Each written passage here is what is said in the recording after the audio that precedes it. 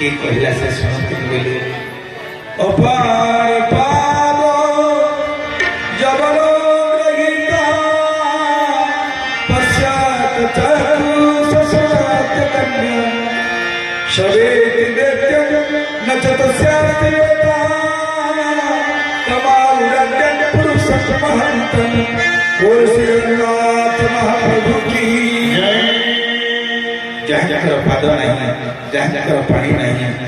जहाँ की संत भीम वही कहते पाद पानी नहीं ताको धरी बही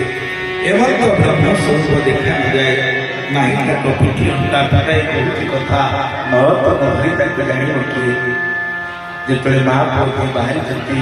केते लोक ताको हिलती जाते किए डाके भाई के चढ़ छाड़ी दे के कार्य के जीप जाते बहुत हट के जाई किंतु मां कुछ ना कालिया पाखे कही मो पुआ आसब बड़ दांडर रथ उपर ठाकुर को देखब निश्चय श्रीनिवास अच्छे जीवनी ना आज 10 पांडु काली 20 पांडु 25 पांडु एमती घुसरी घुसरी माँ पुओ चली पुअर छाती घा मुंडे मुंडा बोहीगला आंठू छिड़ी खंडिया घा होगा तथापि माँ हसी दौर पुओ को बापा कालिया से निश्चय तेरे शक्ति देवे सामर्थ्य देवे बल देवे बड़ बड़ुआ किए आउ 5 थर एमती चंदनपुर पहुंची गले माँ पुओ आसंता काली रथयात्रा आषाढ़ मास शुक्ल पक्ष द्वितीय तिथि ये बैशाख मास प्रतिपदा बैशाख गला ज्येष्ठ गला आषाढ़ शुक्ल द्वितीय काली होगा प्रतिपदा चंदनपुर पहुंची गई लोके कहले आ 6 किलोमीटर रही तो पुओ कौन आज जीव काली रथ दर्शन कर गाड़ी में नहीं छाड़ दो एत तो अहिलू मानसिक पूर्ण होगा कि माँ कहला मुझे तुम गाड़ी में मो पुओ को बसई देवी मु बसी पड़ी तो सदा ही पार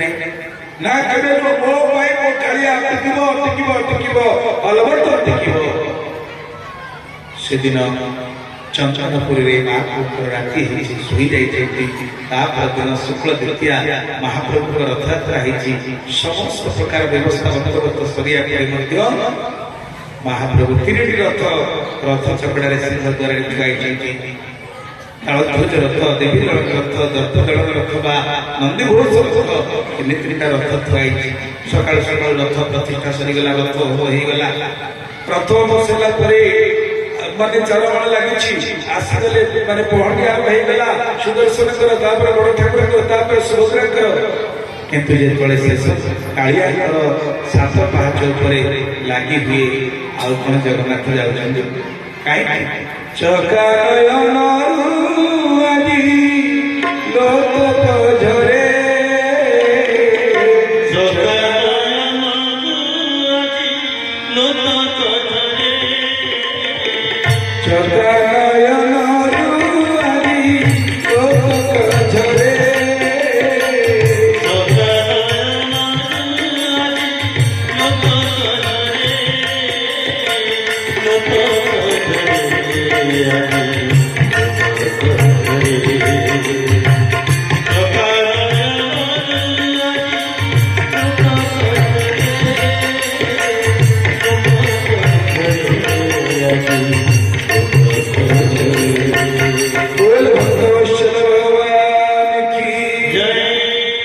जगन्नाथ महाप्रभु मुखार बिंद को चाहिए किसी अंतरंग भक्त जानते आज गुरु ठीक नहीं आज मन कहीं ठीक नहीं देखा कहीं अन्य मनस्क जरा कौन है प्रभु बड़ कष्ट ताहिया लगी महाप्रभुर पहंडी है केतले बाहर केतले डाण केतले पछु केतले आगे बहु कष्ट चारमाण चढ़ी रथस्थ सिंहासन पर आगे बेश सरला बेश सरला महाप्रभु चारमाल कला बेश सरला आगे शंकराचार्य दर्शन गणपति छेरा पहरा ये कम सरला चारमाल कड़ा घोड़ा लगी है 3 रथ 3 जन उच्चपदस्थ अफिसर थे आरटीसी पुरी मंदिर जो मुख्य प्रशासन था कलेक्टर तले साष्टांग प्रणाम कले दौड़ लगी जितने रथ चलला समस्त आनंद हरिबोल हुड़ी पकाउछंती बड़ दाने रथ घर घर नाम करी जाउछि बड़ ठाकुर बड़ रथ चलीगला सुभद्रा रथ गला कि जगन्नाथ महाप्रभु रथ जाई कोठी उठेला बड़ सुंदर उठेला गोटे इलेक्ट्रिक खुंटी धक्का दे सेही उठेला କୌଣସି ପ୍ରକାର କଲା ନାହିଁ। ଆମର ଯେତେବେଳେ ଭଲ କାମ ହୁଏ ସମସ୍ତେ ନିଜେ କହି ମୁଁ କରିଛି ବୋଲି,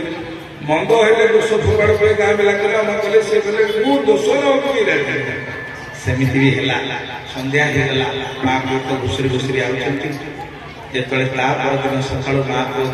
ତୃତୀୟା ଦିନ ପହଞ୍ଚୁଛନ୍ତି, ଦେଖିଲା ବେଳକୁ ବଡ଼ ସୁନ୍ଦର ଜଗନ୍ନାଥଙ୍କ ରଥ ଅଛି, ମହାପ୍ରଭୁ ତା ଉପରେ ବସିଛନ୍ତି। ମାଟି କାନ୍ଦି କାନ୍ଦି କହିଲା, ହେ କାଳିଆ, କିଏ ତୋତେ କହି କାଠ ବୋଲି, କିଏ କହେ ପଥର ବୋଲି, ତୁ ଆଜି ବି ଶୁଣୁଛୁ ମୋ ପାଇଁ ପୁଅ ପାଇଁ ଏଠି ବସିଛୁ। ସେତେବେଳେ ଅରବିନ୍ଦ କହୁଥିଲି ଆସିଥିଲେ ଦର୍ଶନ କରିବାକୁ, ସେ ଧାରାରେ ଜଣେ ଗୀତିକାର ଥିଲେ, ଆଉ ଜଣେ ଲେଖକ ମଧ୍ୟ କବି ମଧ୍ୟ ଥିଲେ। ମା ପୁଅଙ୍କର ଏ କରୁଣ କାହାଣୀ ଶୁଣି ସେତେବେଳେ ଯାଜପ୍ରିୟା ଭକ୍ତ ପାଇଁ ଗୋଟିଏ ସଙ୍ଗୀତ ତାଳ ଦେଇଥିଲେ।